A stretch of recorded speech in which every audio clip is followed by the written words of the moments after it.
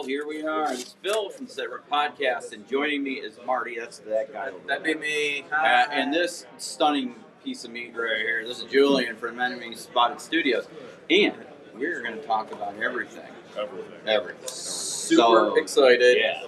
We got some modern warfare going on, and then maybe a little bit of something else you want to talk about. A little sci-fi. So yeah, a little sci-fi mix. So why don't you start us out and talk about In Country? Yeah, absolutely. So In Country is going to be our modern game. So it's going to be set in the modern day, a little bit out into the future. But of course, we've got some certain people using tech from the past that can fit right in the setting as well. You never know everyone's right? It's going to play fast, very fun. It's focused on real military tactics and positioning, as opposed to kind of what people expect, or think about it from video games and stuff like that. So not a lot of special rules. It's more about where you are and how you use the models rather than what you are and what weapons and models you are. Okay. Great. We're going to cover a wide range of topics. We've got a bunch of things like some U.S. Navy SEALs, the classics. Yeah. Right? Mario over here's got some sweet Western hazmat models, right? They keep it relatively neutral. No reason to maybe single it in. Western hazmat. So for those of you that are looking. There it is, huh? There you go. Turn it the other way. You don't have no glove. I was gonna say, it may be hard for you to see because they're not painted. So if you guys want some really good pictures, make sure you go up to the social media accounts and check out the miniatures there in their full glory. I can. So full disclosure, a game I own, a game I play. The miniatures are highly detailed. I love them. They're a lot of fun to paint. I particularly like that not all of them are metal anymore because those were hard to build sometimes. Getting that stuff to stay together was a challenge. So, but you've got both, and both super high quality. So yeah, dig it. Yeah, our whole idea is to get playing as fast as possible, right? You want to break all barriers to accessibility that you're going to have in the hobby. As many people playing in the hobby as fast as possible, enjoying their time together. It's all about creating a good, enjoyable experience for everybody involved, man, and that's how we do it. So how did your game come to be? Yeah, In Country started, we've been designing modern miniatures for a while, and I love the designs. As a creative director, I have a lot of input on that. I actually sculpt a lot of the work as well. I love modern kit. I've worked with a lot of it. I've worked with professionals that use it. It's cool looking. I love making badass looking models. Yeah. We thought, on the market there, we've got a couple other games. Just nothing really satisfies the itch, right? They all have kind of, unique takes on how they think modern combat works. It's either, like very high level or like a little way too nitty gritty with a lot of it, in my opinion, for what's actually represented, right? When you get down to it, an AK versus an AR platform, right? On that scale, you can do what you want. I'm not super into it, so I thought we'd make our own. So, what do you see coming in the future for you? Yeah. I know you're going to be growing and developing. Can you give us any insight into what you got coming in the future? Yeah, absolutely. So we just released what we call the supplemental. That's going to include quite a few little fun optional rules and scenarios. We do a lot of fan feedback. So we have a large community with a lot of community organizers, and they'll collect feedback based on surveys as well as player interactions. Like, hey, this is what people are looking forward to, this is what people like. So we've just released what we call the big game rules, right? So people like big games. They want to command squads around. So we did that. It's a very easy breakdown of the existing rules that allow you to just move more models around the table and get more action out of it. In addition to that, we do have some more specific rules for like elites, right? Like tier 1 operators, stuff like that. So we have found that people do enjoy playing the good guys. Right. Yeah, weird enough, right? So we have some fun little unique additions for that.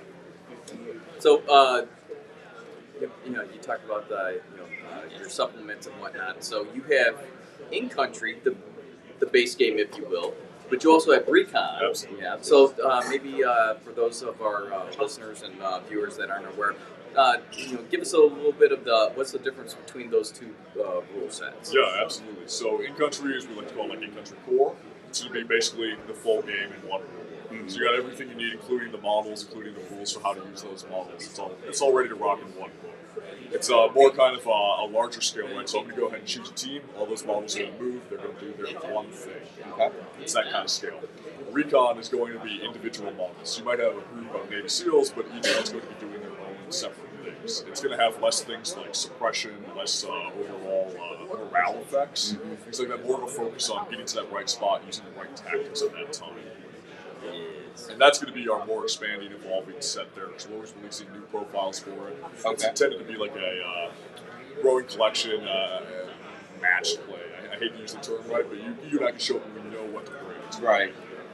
Can you kind of walk us through what an activation looks like for in Recon, so people kind of get an idea, and eventually we're going to get over there and film a demo. So yeah, absolutely. Yeah. So I mean, if you could just kind of give us a walkthrough, how an activation works for an individual. If I'm playing, so what's the model count for you? Yeah, absolutely. Because everybody wants to know model. Everybody wants to know model count. So let's be one thing about infantry recon, very flexible, right? So we like to say the most fun begins at 8 models per player. Right? Some lesser trained forces can take 4, like 6 models per team, right? 2 teams. But what we've been finding a lot of success with is larger boards with probably 24 to 30 models per player. That's because the recon vehicle rules are super smooth and easy to interact with, so you're going to be able to actually use vehicles for their intended purpose, transporting models around. A lot of games fall into those weird kind of traps, like vehicles that spring out before they're like overpowered in some capacities like that. Don't find that with recons in a larger game, 24, 30 models, that's my current sweet spot. Okay. So we say that's a larger game. How big of a table are we talking about? What's the game playing area for recon? Absolutely. So 2x2 is going to get you in real fast, real dirty, real dangerous, right? Yes, it will. It will. 4x4 is a great balance, right? Because you're going to find some units with like longer range weapon systems, and especially like squad or automatic weapons or support weapons. They don't really have a place on the 2x2. You might be kicking in doors and doing great CQB work, especially for the kind of game system and theme. But those larger tables, 4x4, is going to do that. It's good. It's good. What would you say is your biggest strength? Just ease of entry. Yeah. It's incredibly easy to learn. People can pick it up. It's intuitive. I'm going to play a game. I want to push models, and I want to roll some dice. Yeah. Right? Because you're not in a video game. You're shooting. You're clicking. You're doing something. When I want to kill somebody in the game, I got to think like, I'm going to probably roll some dice. So push models, roll dice. Yeah. Let's keep it as easy as possible. Yeah, I just come to push my little dudes around and have them kill Chris's little dudes. Exactly. And we tell the story as we go. Yeah. And I know you've kind of highlighted on this, but what makes your game stand out over others in the same genre? Absolutely. So we're going to take 2 steps back to ease of entry. Right? It's affordable to get into. The models are fantastic, some of the best on the market for design-wise and accuracy. We're all American-made. We're all veteran-owned and operated, and we donate 10% of all sales to 5 veteran groups. So we keep it real, we make it real, and we make it easy to get into. Not only are the rules easy to get into, but I mean, 1 pack is all you need. Right? That 6 model pack he's got right so there. Like this little fella right here, that 1 blister, that's it. That's your team. Yeah. You can. So basically, if you wanted to get 2 teams set up, so you could go and say, come to a convention and just put it on a little display booth and say, hey, try this game. Here's what you need. You need this pack. You need this pack. Here's the rule book and some string. Bada bing, bada boom. Yeah, it's about $45 to $50 for a full, army. Yeah. A playable force. Yeah. Yeah. So you do have resin as well as. Dude, yeah. Okay. Now, are you going to resin, or are you just going to keep a mix of metals and resins? What's actually fantastic about it is we've been experimenting back and forth. We went all resin, then we started metal for a little bit. What's up? I recall the swing back and forth. Yeah, like, yeah, you did. Yeah, so we started all resin, and then we started working with distribution and wholesale. We went metal for the survivability, and also we've noticed that in historical circles, people do enjoy metal models more. Yeah. So we went resin, metal, and then as we've done that, we've started offering both. Now that we have the production capacity and scale, our company's grown quite a significant amount, and we're now able to offer both. Yeah. Yeah, I do like the weight of metal minis, but there's nothing to be said for resin. You just, put on them, paint them, they're good to go. Because if you do have, are your metal minis multi-parts or a single cap? So sometimes, you get a pin.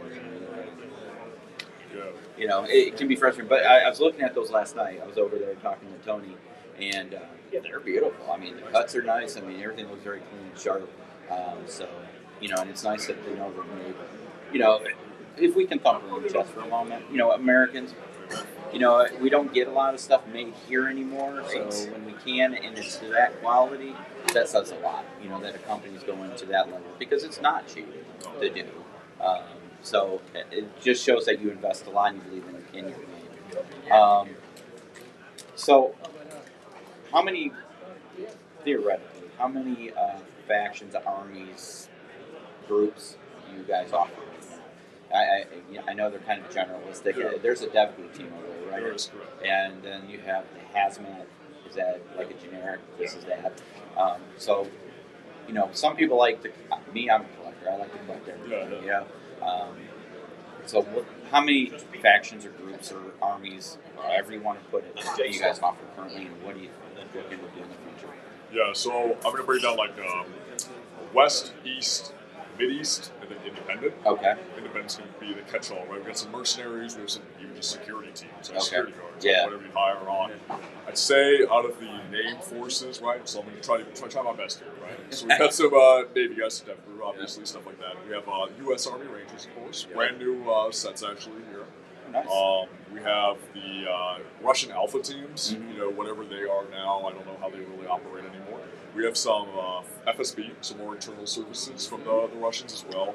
And then we can go into not named but clearly identifiable as, so Nigerian army forces, African expansions, and then some themed irregulars, right? Let's call them Boko Haram to be kind of simple, right? Yep. Easy. Outside of that, we do have Chinese special forces, and then we have ground branch. So CIA ground branch, Okay. You know, the more on the trigger guys. Yep. Yeah, absolutely. Maybe ground branch security. You got Green Beret set too. Green Beret, how can I forget? Yeah, we have Green Beret. I was gonna yeah. say, didn't I spend 3 weeks painting them? And they look great. Damn Yeah. knows I can. Yeah, the Green Beret make an appearance. Very cool. Yep. Very cool. So, before we switch over to another game you got coming, and what would you like to say to close out the game? Yep. How we know you know ease of entry and everything. This is your chance to let everybody know why they should come to in country. Why should we go in country? Yep, absolutely.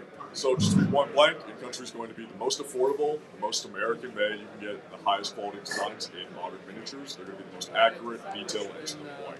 We're going to be offering you a great gameplay experience that you can jump into with your friends with free online rules, easy to build armies. There's no points, there's no math in the game, right? It's going to get you in and get you in quickly. Yeah. It's also got a great future ahead of it. It's not dead, it's not feature complete or anything like that, right? We're always adding to it. Most importantly, there's an awesome online community. We have guys giving painting tutorials. We have guys giving like tactics and tips and stuff. We have a lot of this, especially The Discard. Discord. Yeah. The Discord's super popping off. We've got a lot of active duty guys that are playing it with Atlantic Resolve right now over in Europe. Oh, nice. Yeah, stuff like that. They'll show you their actual kit. We have one guy posting pictures of his striker and stuff, so you can paint like it's an awesome, great, growing community that only has a better future. Fantastic. Yeah. All right. So we're going to change over to a little sci-fi. Sci-fi. Now this came for me, for us, out of the blue, or the black.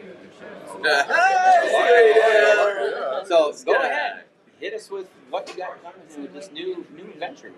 Yeah, absolutely. So I'm probably better suited for this than the country. So I'm the main guy at Blackout, our 32mm hard sci-fi near future game, right? So it's going to be set probably about 60 years in the future technology-wise. And it's think District 9, like Elysium, like that gritty kind of near future sci-fi. Like it's short lifespans, high caliber bullets, right? Yeah. It's going to be incredibly dangerous. In addition to, if you guys ever played video games, Titanfall series, large mechs, a lot of like inorganic kind of AI-driven combat units. It's going to play just as fast as in-country recon, if not faster. It's going to scale very quick, very fast, very easy. You're going to be adding big robots in. You're going to be adding a bunch of littler robots in. Excuse me. There's a lot of robots in it, and it's got a very identifiable, easy to understand feel to it. Right? We have the not Russians in space. Not Russians. Right? We have like United Nations forces. We have identifiable kit and gear because it's still our design. So you'll see South Africans in the game rocking chest-mounted sidearms because they roll up in vehicles. They've got tourniquets, they've got medical gear, everything you need to make holes, plug holes in a sci-fi setting. So you might see some cool armor on and stuff, but it makes sense. They have removable ear protection that kind of pops out like we do now. They're going to have radio communications gear, but they're going to be operating in a technical future environment. It's all based on multi-domain operations. I've worked in that space before. I know some guys that are in it right now. It's all kind of taking a step past that, looking at what is possible for what we have now. Interesting.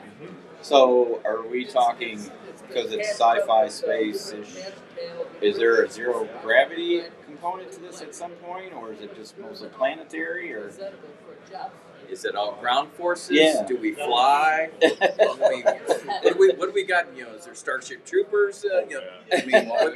What's coming in? Yeah, absolutely. So currently it's going to be terrestrial-based combat with some light and like artificial gravity, I think is the term for, like zero gravity style rules, right? Because we're like all infantry guys at some point, right? So that's the basis for the game is squad combat. It's still real military tactics. You're going to be actually leaning out around corners in the game. Fantastic, beautiful mechanic that allows you to actually place a token next to your model and use that for line of sight. Okay. So if they can see the token but not the model, you have better form of cover. So instead of standing behind 50% up to my knees, right, I'm in cover. So you walk up behind that full wall and peek it. Now you're gonna have better cover than if you're just standing kind of behind a car, right? Okay. Very nice. It's all gonna have that great bound to it, but then you just step it up. More mechanized, let's say, more than aerial. Mm-hmm. But some units have jump packs. They can jump onto buildings. They can use terrain. They can actually like wall run, so you can kind of use your movement up sides of buildings and stuff like that. It's all in a very easy to identify and understand rule set, right? Okay. It's like jump, right? This model may be placed anywhere within X inches vertically and horizontally. So you just jump, right? Rather than having weird, like, you cannot jump past this point. Yeah. It doesn't have to be specific like that. Gotcha. Yeah. So are we going to see a lot of like UAVs and things because as we're seeing them now, but 60 years in the future, Absolutely. there's going to be a lot more of unmanned combat, if you will. So are we going to see any type of unique weapons systems? Like energy weapons, rail guns, plasma guns. Most events you're probably going to get is a railgun. And that's simply, I mean, in our terms, right, in my very limited technical terms, it's going to be some kind of magnet that speeds that thing up, right? Yeah. So we like to call it the Gauss saw. It's excuse me, M60. So it's like an M60 Echo 4 platform, but it's got like railgun parts on it. Because it's kind of like a disparate future. It's like a colony planet that's gone to crap. So you have some mixed forces up there. Yeah, it's so you Frankensteined a railgun onto an M60. It was a late night design stream. That's all I can say. We had a lot of suggestions. Yeah, he's right. I too like whiskey. Yeah. That's going to be on our upcoming forces. Task Force Daniel Boone. It's our U.S. Army Rangers in space. So, nice. So you'll see a lot of recognizable equipment in there. Yeah. So are you going to be offering like a starter set for people to get? What's the entry point for people now? Absolutely. So $100 is going to get you and a friend everything you need to play. All right. It's going to be 2 full forces of badass hard plastic unit cards. Dry erase. They don't even bend. They're beer proof. Everything you and a friend need to play, plus rules and tokens. And are you selling that at Adepticon? We're selling that at Adepticon. So follow-up question. Absolutely. What kind of terrain does one need to play said game? Yeah. So this is great, right? So you think of skirmish games, you think of games with reactions. You want a lot of terrain. You want to block everything off. So you have like save spaces and stuff like that to go around. With Blackout, because of the difference in cover and quality of cover, you don't need as many huge buildings and stuff like that. And because of the lean-out mechanic, you don't need straight walls. So you think of a round piece of terrain, you think, can you see me here? Can you see me here? Like, none of that, right? You walk up, you lean out, you've got that cover. You got it to guarantee. So we like to say a couple of buildings per 2x2 foot area, and a lot of basically, I hate to use the word scatter, but stuff that would be considered cover if you're next to it, like barricades, objectives like that. Yeah. And are you enemy spotted creating any of their own terrain for this, or is there a partner train company or any of that type of stuff going on? Yeah, we're proud to partner with Death Ray Designs out of North Carolina, an American company that's run by some great guys. Apparently one of them only eats cheese. I found that out this week, but he's still a really cool guy. Must be from Wisconsin. They're fantastic too. That brings me back to the basic training story about, a guy from New York who never wanted to, go in the woods and ate nothing but the MRE peanut butter and cheese. And we all know what that'll do to you. While you're out in the field, Yeah. So I don't know how anybody could just eat cheese. I'm not sure, but they do great work. Death Ray Designs, they're fantastic. They do some amazing kits. They produce 2 kits for us. The Space Elevator terrain set. It's going to run about $120 and be more than enough terrain to play a 3x3 foot board. We got removable roofs for interior combat. We got doors that swing open because breaching's a large part of Blackout. So you need to get into spaces to find the bad guys, right? You've got modular pieces, walkways, ladders, stuff like that. It's a great set. Very cool. Very nice. Yeah, they're awesome. All right, well, we're going to close out. Is that over there too? Yeah, they're selling them at Adepticon at their booth. Yeah, tell them Julian sent you. Yeah. All right. Here's your chance. Final thoughts. Anything else you'd like to tell everybody out there in the interwebs about anything you got now coming down?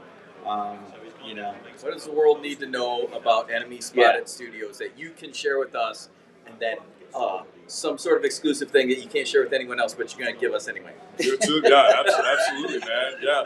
So I mean, the most important thing, right, is miniature gaming is a social hobby, a community hobby. So I suggest either it's Enemy Spotted Studios or another game, getting all in, right? Join the Discord for us, talk to people, figure out people in your area, and get them committed into it, and hold each other accountable. Paint it up, have the best experience possible. Can I say? Guess what? Yeah, that's right. Play painted, sir. Yeah. As I point to Chris. I bought your set, man. Don't trade. Don't half-ass your hobby experience because everybody's kind of relying on each other to do it. Yep. Right? Dive in, get involved, take it all the way. That's why we make our games as accessible as possible because it's going to make it as easy as possible to get fully in depth to get the best experience. So find our Discord, find our social medias for either game. Jump in. We got some great people. Find like-minded hobbyists. So that's awesome. Very cool, Julian. Thank you so much. Absolutely. Thank you guys Appreciate for this opportunity. it, man. You know, it's companies like you that make us do what we do. So we appreciate it, and we look forward to doing more stuff. I look forward to it as well, like you said. Yeah. And you know, again, as I said, full disclaimer, I got your game. Love playing it. You know, we've had some good times. You know, yeah, Tony's been over to the house building terrain. Awesome. With me. Yeah, I love Tony. Unfortunately, he's moving. Yeah. Well, you know, our loss, but he still gets to do stuff with them. So we thank you very much for coming out and sharing all the good news from Enemy Spotted, and you know, you always have a spot here to drop that exclusive content, sir. Absolutely, yeah. No, I'll get exclusive out of somebody that's I got you, man. Yeah, I mean, if you're looking for what I got like 0 for 9 so far. We talk about Task Force Boone. That's a new thing. Yeah. You can look for a really awesome in-country rules expansion coming soon. It's gonna wrap Recon and the big one together. Yeah, so you'll be seeing that. We've been working with a bunch of the community guys on it. It's fantastic. And all I can say is, you buy something online, you'll get a free rulebook with it. There we go. All right, guys. I'm sorry, real quick. Any events coming up? Little Wars in Chicago, man. Yeah, Little Wars out here. Go down to NashCon. I know you went to NashCon last year. Not NashCon, unfortunately. Not aware of that one. But we'll be at Historicon and my Texas boys. Okay. Yeah. All right, guys. Awesome. Thank you so much. So thank you very much for joining us. Thank you, everybody, for watching. Make sure you like, subscribe, all that silliness, and make sure you get comments. If you have questions for Julian, put them in the comments below. We'll make sure he gets them. Absolutely. So we'll see you in the next one. Take care.